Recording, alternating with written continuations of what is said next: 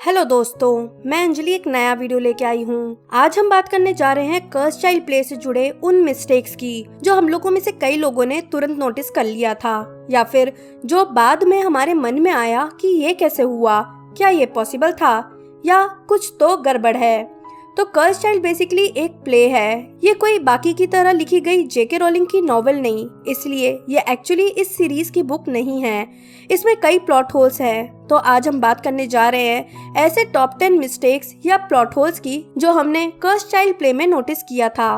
पर इससे पहले कि हम वीडियो शुरू करें, shout out to Aston Ghosty from Hufflepuff, Akshita Nayak from Hufflepuff, Ranveer Dhul 883 from Hufflepuff, Maharshi Joshi from Gryffindor and Abhishek Singh from Hufflepuff. Thank you so much Potterheads for becoming the member of my channel. अगर आप भी चैनल को सपोर्ट करना चाहते हैं तो नीचे डिस्क्रिप्शन पर दिए लिंक पर जाकर आप मेंबरशिप ज्वाइन कर सकते हैं या फिर सब्सक्राइब आइकन के पास डिस्प्ले हो रहे ज्वाइन आइकन पर क्लिक करके भी आप मेंबर बन सकते हैं। तो सबसे पहला पॉइंट है कि पूरी कहानी टाइम टर्नर के अलोंग रोटेट करती है, पर हम जानते हैं कि 5th पार्ट के एंड में मिनिस्ट्री में हुई लड़ाई में सारे टाइम टर्नर नष्ट हो गए थे और उसमें मेंशन था कि सारे टाइम टर्नर्स पर बारीकी से नजर रखी जाती थी कि कहीं कोई इसका यूज करके पास्ट में छेड़छाड़ ना करे।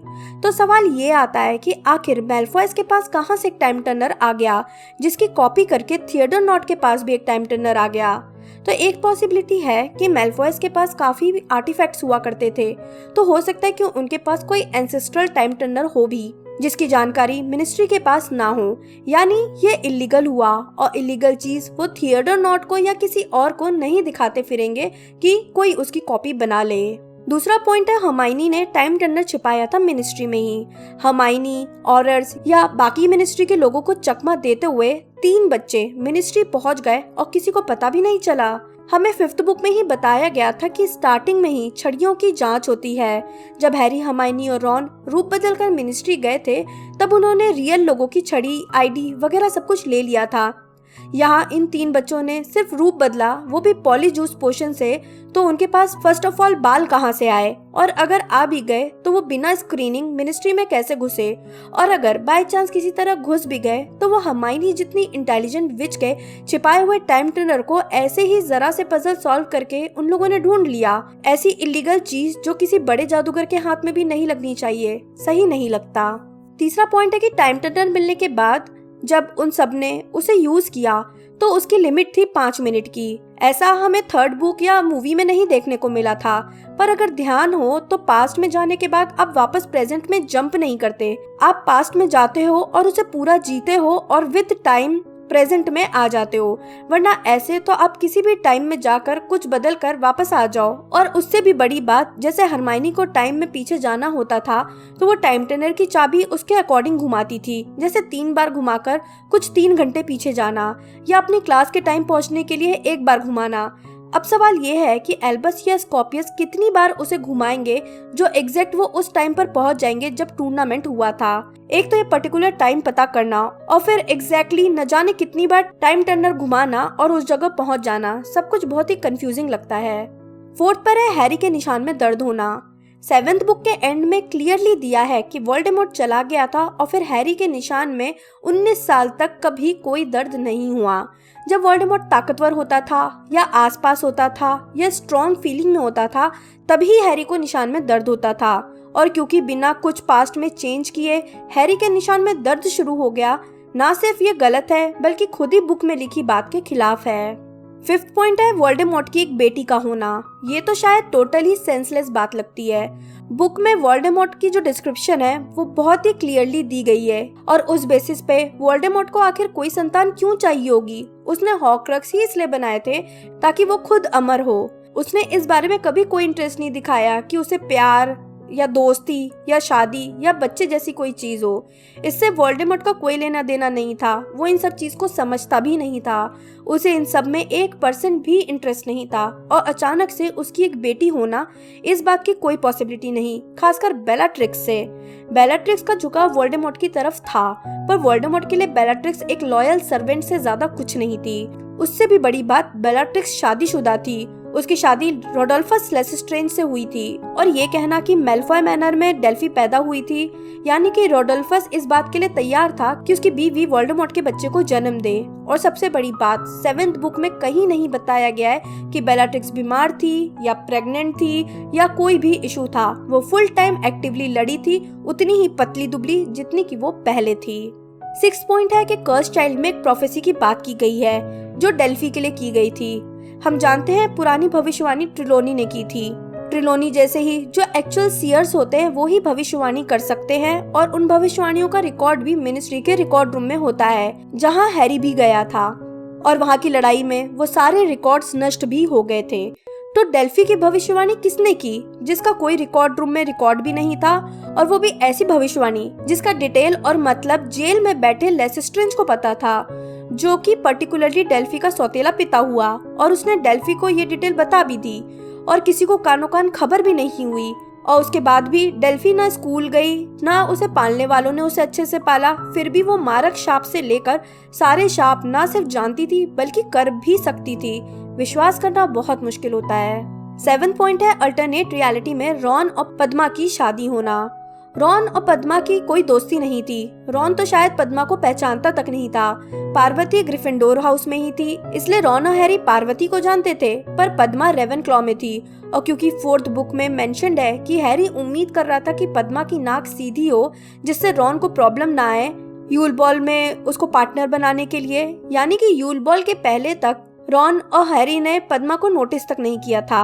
अब कर्स चाइल्ड के अल्टरनेट रियलिटी में बताया है कि यूल बॉल में रॉन हर्माइनी के साथ चला गया था और उसने उसके साथ डांस किया जो कि उसे पसंद नहीं आया, और उसके बाद उसने पद्मा के साथ डांस किया और वो उसे इतनी पसंद आ गई कि आगे जाकर उन दोनों ने शादी कर ली।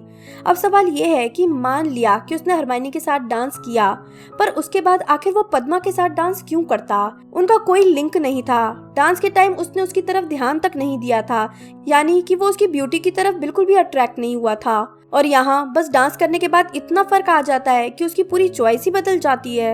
यानी फिर तो पूरा हॉकरस ढूंढने से लेकर सब कुछ ही ना हो पाता, तो ये पूरी रियलिटी ही गलत हो जाती। और उसके बाद ये बताना कि इसी रियलिटी में हरमाइनी खड़ूस defence against the dark arts की प्रोफेसर थी। हरमाइनी का कभी कोई इंटरेस्ट टीचर बनने में नहीं बताया गया, और उस पर से defence against the dark arts इकलौता ऐसा सब्जेक्ट था जिसमें OWL में हरमाइनी को कम ग्रेड आए थे, तो वो चुनकर defence against the dark arts की ही प्रोफेसर बनती। बात हजम नहीं होती। 8th पॉइंट है दूसरे अल्टरनेट रियलिटी की, जब सेड्रिक डिगोरी डेथ ईटर बन गया था। शायद एक ऐसा पॉइंट है जिस पर कभी कोई पॉटरहेड अग्री नहीं कर सकता। किसी भी हफलपफ का डेथ ईटर बनना न सिर्फ नेक्स्ट टू इम्पॉसिबल है, बल्कि सेड्रिक एक ऐसा कैरेक्टर बताया गया है जो डेथ ईटर बन जाता पॉसिबल ही नहीं है। जब सेड्रिक के पिता ने हैरी को नीचा दिखाने की कोशिश की थी वर्ल्ड कप के टाइम कि सेड्रिक स्कूल का क्विडिच मैच जीत गया था और हैरी हार गया था अपनी झाड़ू पर से गिर के, तब भी सेड्रिक ने अपने पिता को रोका था कि वो ऐसी बातें ना करे। ट्राविज़ार्ड टूर्नामेंट पे भी उसने हैरी की मदद की थी और उसे मकड़ी से बचाया था।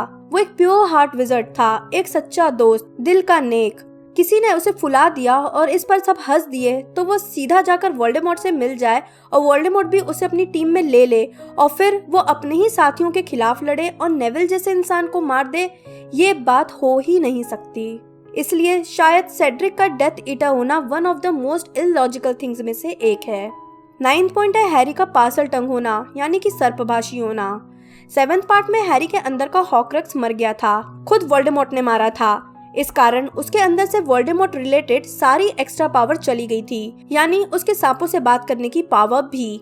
हो सकता है वो हिस हिस करके कुछ बोल भी ले जो उसे पहले का याद हो, जैसे रॉन ने चैम्बर खोलने के लिए यूज किया था, पर बदले में सांप या सर्प भाषा में कोई विजर्ड या विच क्या कह रहा है वो भी समझ लेना पॉसिबल नहीं था। कर्स चाइल्ड में लास्ट में दिखाते हैं कि हैरी ने डेल्फी से पार्सल टंग में बात किया। ये इम्पॉसिबल था उसके अंदर के हॉक्रक्स के मरने के बाद। कुछ लोग कह सकते हैं कि वो पास्ट में था, इसलिए उस टाइम वोल्डेमॉर्ट जिंदा था और इसलिए हैरी पार्सल टंग हो सकता था। तो ये भी सही नहीं है, क्योंकि उस टाइमलाइन में प्रैक्टिकली 2 हैरी हुए। एक बेबी हैरी जो अपने मम्मी पापा के साथ उस वक्त था और वोल्डेमॉर्ट ने उसे मारने के लिए अब तक ट्राई नहीं किया था, इसलिए उसे वो निशान भी नहीं मिला था और ना ही वोल्डेमॉर्ट की कोई और पावर। और दूसरा हैरी जो फ्यूचर से आया था जिस टाइम वोल्डेमॉर्ट मर चुका था, यानी हैरी के अंदर वाली वोल्डेमॉर्ट की आत्मा भी मर चुकी थी, यानी अगेन उसके पास पावर नहीं थी, तो वो उस टाइम डेल्फी से पार्सल टंग में कैसे बात कर सकता था। और फाइनली 10th पर है एक ऐसा पॉइंट जो सब में इम्पोर्टेंट है कि हैरी, रॉन, हर्माइनी, ड्रेको और जिनी सब इतने इंटेलिजेंट थे स्कूल डेज में, इसमें से 3 तो अपने टाइम के प्रीफेक्ट भी थे, और जब वो टीनेजर थे तब उनके आगे बड़े बड़े जादूगर तक नहीं टिक पाए थे, तो 3 बच्चे और उसमें से भी 2 महाबेवकूफ थे, जो कि क्लियरली मेंशन्ड है कि वो ना तो जादू करने में अच्छे थे, ना किसी सब्जेक्ट में अच्छे थे, ना उड़ पाने में अच्छे थे। हाँ, स्कॉर्पियस पोशन मेकिंग में थोड़ा अच्छा था, और एक जो कभी स्कूल ही नहीं गई। फिर भी वो सब न जाने कितने काम करते गए। वो ट्रेन से भाग गए, जो कि ट्रॉलीविच के according James, Sirius, Fred, George कोई भी नहीं भाग पाया था। Saint Oswald old age home पहुंच गए, मिनिस्ट्री में घुस गए, टाइम टर्नर चुरा लिया, उसका इस्तेमाल भी कर लिया, सब कुछ बिगाड़ कर सब कुछ ठीक भी कर दिया। ये सब इन 2 महाबेवकूफ बच्चों ने इतने इंटेलिजेंट बड़े लोगों के नाक के नीचे कर दिया। आई डोंट थिंक सो कि जिसने भी हैरी पॉटर सीरीज को समझा है और इन कैरेक्टर्स को समझा है वो इस बात को कभी भी एक्सेप्ट करेंगे। खैर, अगेन क्योंकि ये सीरीज फैन मेड है और एक्चुअल स्टोरी की तरह जेके रोलिंग ने इसे पूरी तरह से नहीं लिखा है, इसलिए गलतियों की उम्मीद की जा सकती है। पर शायद यही कारण रहा है कि क्यों लोगों को ये स्टोरी इतनी पसंद नहीं आई। आपका क्या सोचना है इस बारे में मुझे नीचे कमेंट बॉक्स में बताएं। अगर आपने कोई और भी प्लॉट होल्स ढूंढे हैं तो वो भी आप मुझे नीचे कमेंट बॉक्स में बता सकते हैं।